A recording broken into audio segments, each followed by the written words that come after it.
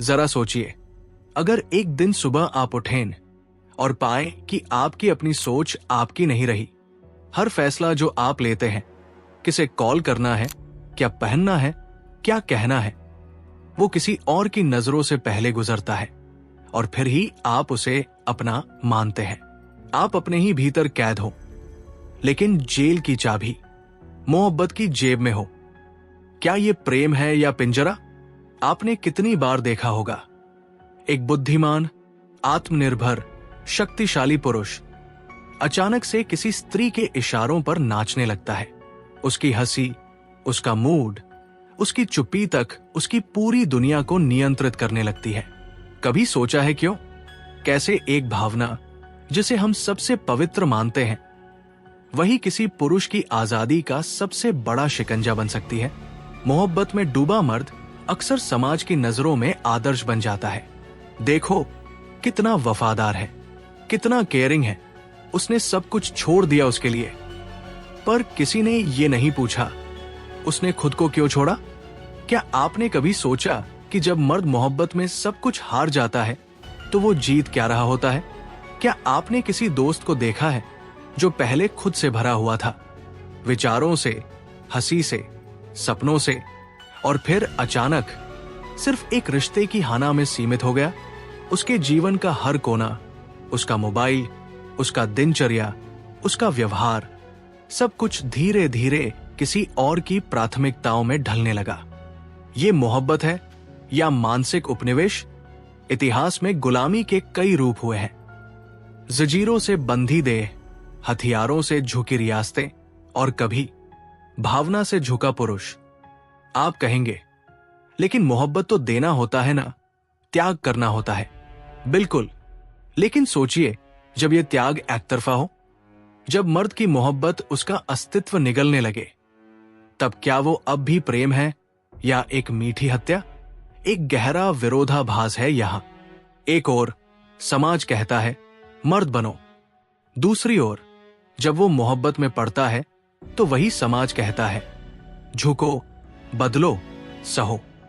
तो सवाल ये उठता है, मोहब्बत क्या मर्द को और मर्द बनाती है या उसे ऐसा बना देती है जो वो कभी था ही नहीं? एक स्त्री से प्रेम करना गुनाह नहीं, ये तो सुंदरतम अनुभूति है। पर जब वो प्रेम धीरे धीरे आपकी निर्णय लेने की क्षमता, आत्मसम्मान और उद्देश्य को निगलने लगे, जब वो आपको मैं से वो क्या कहेगी तक सीमित कर दे, तब क्या आप अब भी आजाद हैं या आप एक मानसिक गुलाम बन चुके हैं? एक मुस्कुराता हुआ बंदी? क्या आपने अपनी आवाज को आखिरी बार कब सुना था? बिना उसके अप्रूवल के? क्या आपने कुछ सिर्फ इसलिए किया था क्योंकि आप करना चाहते थे, ना कि इसलिए क्योंकि उसे अच्छा लगेगा? मोहब्बत को लेकर हम जो कथा सुनते आए हैं कि ये सब सहन करना ही प्यार है, खुद को मिटा देना ही सच्चाई है, क्या वो सच में प्रेम है या सिर्फ एक पौराणिक भ्रम? क्या पुरुष को मोहब्बत का नाम लेकर एक भावनात्मक गुलामी में डाला जा रहा है और वो खुद ही मुस्कुराकर जंजीरें पहन रहा है? ये सवाल आसान नहीं है, पर इनसे भागना और भी मुश्किल है, क्योंकि जितनी देर आप इनसे मुंह मोड़ते हैं, उतनी देर कोई और आपके जीवन की कहानी लिखता जाता है।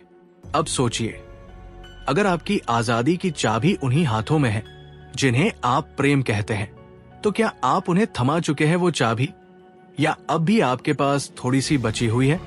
क्योंकि आगे हम जानेंगे वो छुपी हुई मानसिक, मनोवैज्ञानिक और दार्शनिक जड़ें जिन्होंने मर्द के भीतर मोहब्बत के नाम पर एक गुलामी का बीज बो दिया है।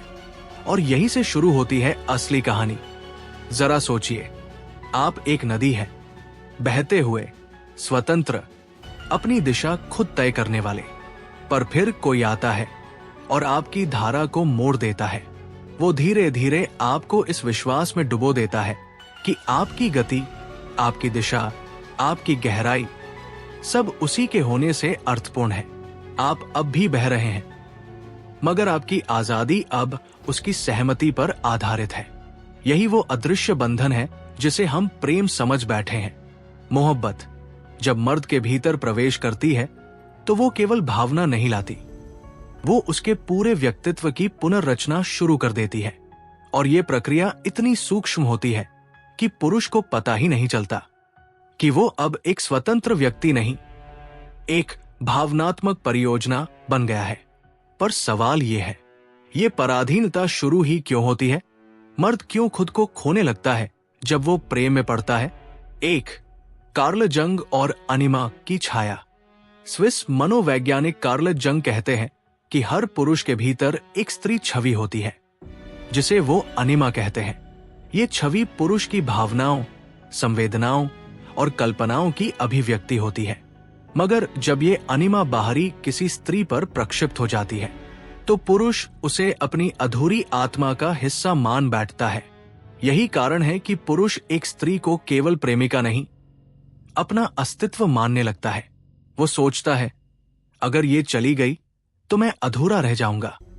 वो डरने लगता है और यहीं से शुरू होती है वश में आने की प्रक्रिया। 2, आर्थर स्कोपेनहॉर और इच्छा की बेड़िया। स्कोपेनहॉर कहते हैं कि मनुष्य की पीड़ा उसकी इच्छाओं से आती है, और प्रेम, विशेषकर रोमांटिक प्रेम, वो सबसे गहन इच्छा है जिसमें व्यक्ति अपनी स्वतंत्रता का सबसे बड़ा सौदा करता है। जब पुरुष प्रेम में पड़ता है तो वो ये सोचता है कि इस स्त्री को पाना ही उसका अंतिम उद्देश्य है। वो अपने जीवन की दिशा को एक व्यक्ति पर केंद्रित कर देता है। धीरे धीरे वो सोचने लगता है, मैं उसके बिना कुछ नहीं। और यहीं से शुरू होती है गुलामी की इच्छा। ये स्वैच्छिक दास्ता है, एक ऐसी कैद जिसमें पुरुष खुद अपने बंधन को पवित्र मानने लगता है। 3, नीच और विल टू पावर की विकृति। नीच कहते हैं कि हर व्यक्ति के भीतर शक्ति पाने की आकांक्षा होती है, विल टू पावर। लेकिन प्रेम में पुरुष इस आकांक्षा को त्याग देता है। वो खुद को समर्पण की मूर्ति बना लेता है, जबकि भीतर से वो डरता है, अस्वीकृति से, अकेलेपन से, तिरस्कार से। नीच के अनुसार ये आत्मत्याग नहीं बल्कि आत्मोपेक्षा है। यहां प्रेम एक ऐसा मंच बन जाता है जहां पुरुष अपने स्व को इस उम्मीद में खत्म करता है कि उसे प्यार, स्वीकृति और स्थायित्व मिलेगा। पर परिणाम क्या होता है? एक भावनात्मक निर्भरता जो धीरे धीरे एक मानसिक रोग का रूप ले लेती है। 4, सामाजिक परवरिश और भावनात्मक शिक्षा की कमी। बचपन से लड़कों को सिखाया जाता है, मर्द रोते नहीं, मर्द मजबूत होते हैं, मर्द भावनात्मक नहीं होते। पर जब वो मोहब्बत में पड़ते हैं तो अचानक उनसे अपेक्षा की जाती है कि वे भावनाओं से भर जाएं, सहें, समझें, प्रतीक्षा करें और बिना सवाल किए समर्पण कर दें। इस विरोधाभास से पुरुष भीतर ही भीतर टूटने लगता है। उसे भावनाओं को व्यक्त करना नहीं आता, ना ही उसे ये सिखाया गया होता है कि किसी रिश्ते में सीमा कैसे तय की जाती है। तो वो सबसे आसान रास्ता चुनता है, खुद को मिटा देना। 5, मीडिया, सिनेमा और मोहब्बत का मिथक। सिनेमा में हम देखते हैं हीरो हीरोइन के पीछे भाग रहा है, उसके लिए सब कुछ छोड़ रहा है, खुद को खो रहा है, और यही दर्शक की तालियां पाता है। True love means sacrifice. ये संवाद, ये धारणाएं पुरुष के मानस में बैठ जाती है। धीरे धीरे वो भी वही बनने लगता है, एक ऐसा पात्र जो अपने ही जीवन की पटकथा में सिर्फ एक प्रेमी रह जाता है। ना कोई लक्ष्य, ना कोई आत्मा की खोज, बस वो खुश रहे तो मैं ठीक हूं। क्या यही प्रेम है या एक सांस्कृतिक सम्मोहन? 6, जीन पॉल सरतरे और बाहरी पहचान का बोझ। सरतरे कहते हैं, हम वही हैं जो हम अपने निर्णयों से बनते हैं, लेकिन जब पुरुष प्रेम में होता है तो वो अपने निर्णय किसी और के हाथ में सौंप देता है। वो हर बात में सोचता है उसका क्या सोचना होगा, वो क्या चाहेगी, यानी वो अपनी पहचान बाहरी निगाहों से परिभाषित करने लगता है। और यही वो एग्जिस्टेंशियल क्राइसिस में फंस जाता है। वो जीवित होता है लेकिन सिर्फ एक किरदार बनकर। सोचिए, आप एक समंदर है, विस्तृत, गहराइयों से भरा हुआ, पर हर दिन कोई आकर उसमें पत्थर फेंकता है। आपके भीतर लहरें उठती हैं, अशांति फैलती है, पर ऊपर से सब शांत दिखता है। आप खुद को विशाल मानते हैं, लेकिन भीतर कहीं न कहीं आप एक पत्थर से हिल जाने लगे हैं। मोहब्बत के नाम पर जो गुलामी मर्द स्वीकार करता है, उसके परिणाम केवल रिश्ते तक सीमित नहीं रहते। ये प्रभाव बहुत गहरे, बहुत व्यापक और अक्सर अदृश्य होते हैं। ये ऐसे परिणाम हैं जो समाज को, मर्दानगी को और खुद पुरुष की आत्मा को धीरे धीरे जकड़ लेते हैं। बिना कि कोई चीख सुने जाए, बिना कि कोई खून बहे। एक, करियर पर अघोषित नियंत्रण। कितने पुरुष हैं जिन्होंने करियर बदल दिया, शहर बदल दिया, अपने जीवन के लक्ष्य त्याग दिए, सिर्फ इसलिए कि उसे पास रहना है, वो क्या सोचेगी, उसके साथ सामंजस्य बैठाना है। इन्हें समझा जाता है सैक्रिफाइसेस फॉर लव, मगर असल में ये आत्मसंहार होता है। एक व्यक्ति जो अपने लक्ष्य के लिए जीता था, अब अपने जीवन के निर्णय किसी और की इच्छा से संचालित करता है। वो सोचता है मुझे खुश रहने का अधिकार है, पर उसकी खुशी पहले। यहीं से शुरू होती है पहचान की विकृति।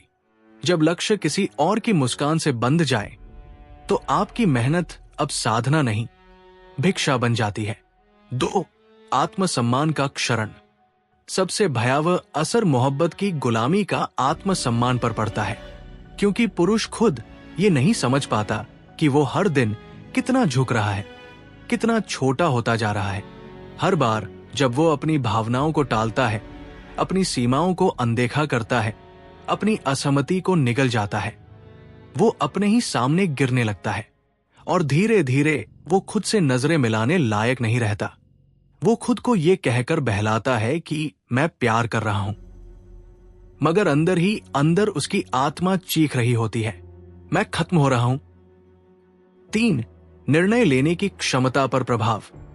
एक गुलाम मर्द अपने निर्णयों में स्वतंत्र नहीं रह पाता। वो हर निर्णय को पहले अगर उसने देखा तो क्या होगा कि नजर से देखता है। ये मानसिक स्वरूप उसे पराश्रित बना देता है, यानी डिपेंडेंसी का आदी। वो हर परिस्थिति में अपनी राय के बजाय सामंजस्य ढूंढता है। वो निर्णय नहीं करता, समझौते करता है, और ये समझौते सिर्फ प्रेम में नहीं रहते, वो धीरे धीरे उसके हर जीवन क्षेत्र में घुस जाते हैं। व्यवसाय, मित्रता, अभिभावक से संबंध, खुद से भी संबंध। 4, मर्दानगी की खोखली परिभाषा। समाज ने मर्दानगी को त्याग, समर्पण और सहनशीलता के रूप में नया नाम दे दिया है, पर बिना भावनात्मक संरक्षण के। जब मर्द रोता है तो उसे कमजोर कहा जाता है, पर जब वो प्रेम में रोता है तो उसे सच्चा आशिक मान लिया जाता है। ये भ्रम उसे एक ऐसे सांचे में ढाल देता है जहां वह अपने दर्द को कविता, शराब या अकेलेपन में डुबो देता है, मगर कभी ठीक नहीं करता। ये मर्दानगी नहीं, भावनात्मक बंदीकरी है, और इसमें जितना वो गहराई से उतरता है, उतना ही वो अपनी मूल शक्ति से दूर चला जाता है। 5, न्यूरोलॉजिकल कैद, डोपामिन और जुड़ाव का नशा। अब आइए विज्ञान की ओर। प्रेम में मस्तिष्क डोपामिन नामक रसायन छोड़ता है। ये वही रसायन है जो कोकीन जैसे नशे में भी रिलीज होता है। यानी जब आप मोहब्बत में होते हैं तो आप सचमुच नशे में होते हैं। हर तारीफ, हर स्माइल, हर स्पर्श, हर आई लव यू एक न्यूरोलॉजिकल रिवॉर्ड बन जाता है। आपका मस्तिष्क अब उसी इनाम की तलाश में जीता है, और जब वो इनाम नहीं मिलता, आप बेचैन हो जाते हैं, चिंतित, अवसादग्रस्त। यही है गुलामी की बायोलॉजिकल जड़। आप अब चाहकर भी आजाद नहीं हो सकते, क्योंकि अब आपकी केमिस्ट्री ही बदल चुकी है। 6, पुरुष सशक्तिकरण के आंदोलन की रुकावट। जब मर्द मोहब्बत में खुद को खो देता है तो वो अपनी सामूहिक शक्ति को भी खोने लगता है। वो अपने भाइयों से दूर होता है, अपने पुरुष समुदाय से कटता है। मोहब्बत उसे इतना व्यस्त कर देती है कि वो सामाजिक असमानता, पुरुषाधिकार, कानूनी भेदभाव, इन सब से अनभिज्ञ हो जाता है। वो अपनी व्यक्तिगत लड़ाई में इतना उलझा होता है कि वह अपनी सामूहिक चेतना खो बैठता है। ये एक मास साइलेंस बनाता है, जहां हर पुरुष अकेले तड़प रहा है, मगर कोई आवाज नहीं निकल रही। 7. मनोदैहिक प्रभाव, शरीर पर पड़ता मानसिक तनाव। जब एक पुरुष खुद को सप्रेस करता है, अपनी इच्छाएं, गुस्सा, आक्रोश, बेचैनी, तो उसका असर सिर्फ मानसिक नहीं रहता। शरीर में थकान, अनिद्रा, high blood pressure, digestive issues, यहां तक कि हार्ट अटैक तक। क्योंकि प्रेम के नाम पर जो बोझ वो ढो रहा है, वो उसकी सेहत की कीमत पर लिखा जा रहा है। अगर आपको ये एहसास हो जाए कि जिस मोहब्बत को आप अब तक सबसे खूबसूरत समझते थे, वो दरअसल एक सुनहरी जेल थी, जिसके दरवाजे हमेशा खुले थे, लेकिन आपने कभी बाहर निकलने की हिम्मत नहीं की, तो क्या आप बाहर निकलेंगे, या यूं ही उसी कैद में, उसी आदत में, उसी दर्द में सड़ते रहेंगे? अब वक्त है विद्रोह का। नारी से नहीं, प्रेम से नहीं, बल्कि उस मानसिक संरचना से जिसने आपको यह मानने पर मजबूर किया कि अगर तुम किसी से मोहब्बत करते हो तो तुम्हारा अस्तित्व उसके चारों ओर ही घूमना चाहिए। यहां से शुरू होता है वो विद्रोह जो क्रांति से कम नहीं। 1. पहली क्रांति, मोहब्बत को रिश्ते से अलग देखना सीखो। आपसे कहा गया कि सच्चा प्रेम त्याग मांगता है, लेकिन क्या यह कभी पूछा गया कि त्याग किस हद तक और किसके लिए? विद्रोह का पहला कदम है यह समझना कि मोहब्बत और स्वातंत्र्य एक दूसरे के विरोधी नहीं है। आप किसी से प्रेम कर सकते हैं बिना अपना मूल त्यागे। आप सम्मान दे सकते हैं बिना आत्मसम्मान खोए। यह विद्रोह तब शुरू होता है जब आप रिश्ते में रहते हुए खुद को प्राथमिकता देना सीखते हैं। आप कहते हैं, मैं तुमसे प्रेम करता हूं, लेकिन मैं तुम्हारे इशारों पर नहीं चलूंगा। मैं समर्पण कर सकता हूं, लेकिन खुद को नहीं बेचूंगा। 2. दूसरी क्रांति, सीमाएं तय करना सीखो। Setting boundaries. सच्चा विद्रोह वहां शुरू होता है जहां आप ना कहना सीखते हैं। जब आप रिश्ते में अपनी सीमाएं तय करते हैं, ये मेरी जरूरतें हैं, मैं इस व्यवहार को स्वीकार नहीं कर सकता, मैं खुद के लिए समय चाहूंगा। शायद पहली बार ऐसा करने पर आपको खुदगर्ज, भावनाहीन या कोल्ड कहा जाए, पर यही सबसे जरूरी संघर्ष है, क्योंकि जब तक आप दूसरों को यह नहीं बताएंगे कि आप किस चीज को सहन नहीं करेंगे, तब तक वे आपको लगातार तोड़ते रहेंगे। सीमाएं दीवारें नहीं होती, वे दरवाजे होते हैं जो आपको अपने भीतर सुरक्षित रखते हैं। 3. तीसरी क्रांति, भावनात्मक आत्मनिर्भरता, इमोशनल सेल्फ सफिशिएंसी। अब तक आप डोपामिन के भूखे थे। हर आई मिस यू, हर बेबी, हर इमोजी आपके मस्तिष्क के लिए एक इनाम बन चुकी थी। अब वक्त है उस नशे से निकलने का। भावनात्मक आत्मनिर्भरता का मतलब ये नहीं कि आप प्रेम न करें, बल्कि ये कि आप उस प्रेम पर निर्भर न रहें। आप अकेले बैठ सकें, खुद से बातें कर सकें और वो वॉइड महसूस किए बिना दिन गुजार सकें। इसमें ध्यान, मेडिटेशन, जर्नलिंग, कोल्ड शावर्स और डिजिटल डिटॉक्स जैसी साधनाएं मदद करती हैं। जब आप किसी के प्यार में गिरने के बजाय खुद के भीतर गिरते हैं, तब आप भीतर से निर्मल और निर्भय बनते हैं। 4. चौथी क्रांति, नए आदर्श पुरुष की खोज, रीडिफाइनिंग मैस्कुलिनिटी। समाज ने आपको 2 विकल्प दिए थे, या तो आप माचो बनो, सख्त, ठंडे, भावनारहित, या फिर सेंसिटिव आशिक, त्यागी, रोमांटिक, खुद को मिटाने वाला।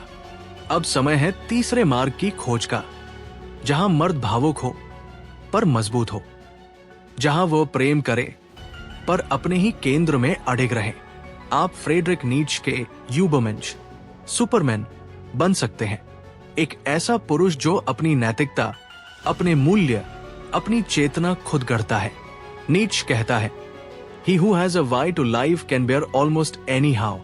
अगर आपका क्यों मोहब्बत नहीं बल्कि आत्मबोध है, तो फिर कोई भी कैसे आपको गुलाम नहीं बना सकता। 5. पांचवी क्रांति, आदर्श से नहीं, सच्चाई से प्रेम करना सीखो।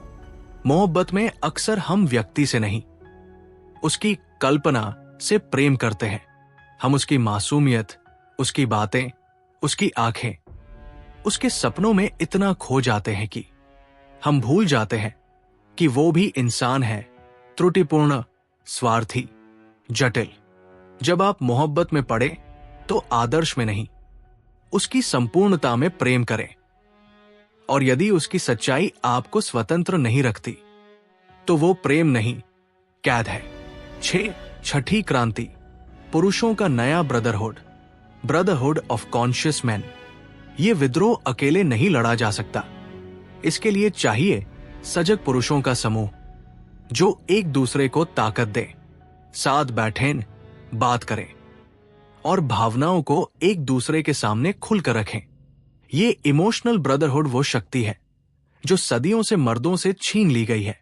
एक ऐसा सर्कल जहां एक पुरुष दूसरे से कह सके, भाई मैं टूट रहा हूं, और जवाब मिले, मैं हूं, चल मिलकर फिर से बनते हैं। 7.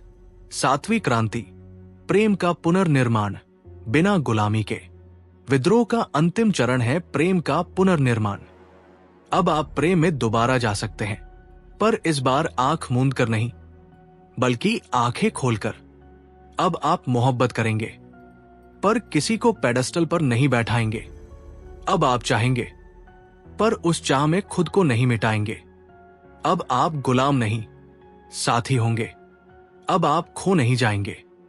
आप किसी के साथ मिलकर खुद को और भी पालेंगे।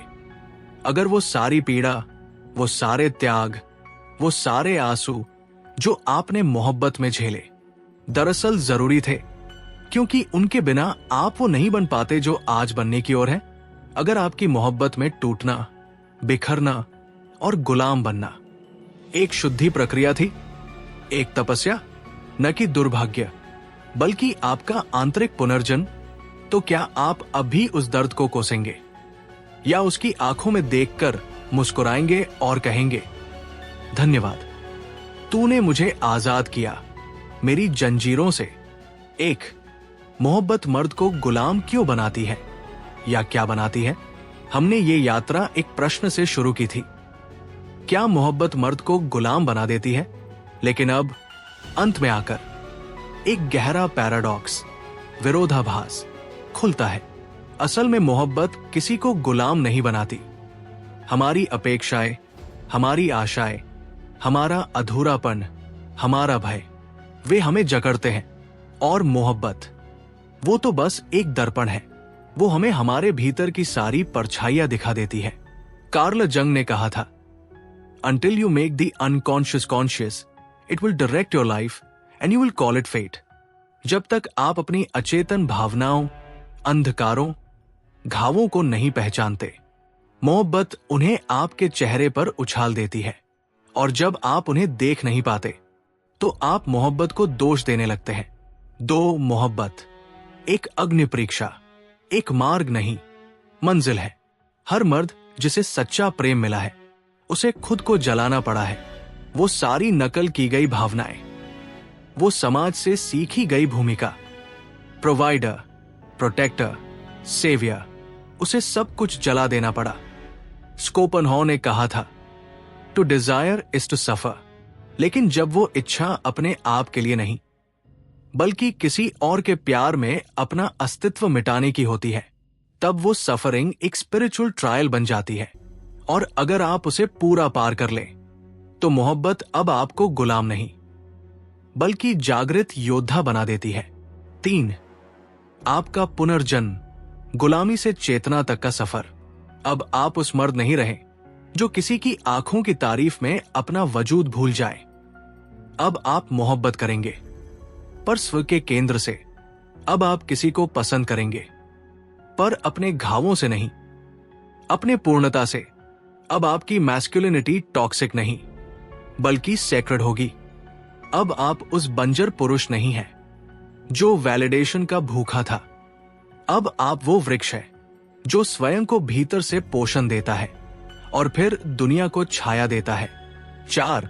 The final shift. अब मोहब्बत क्या है? अब मोहब्बत न कोई लड़ाई है, न जीत हार, न कंट्रोल, न गुलामी।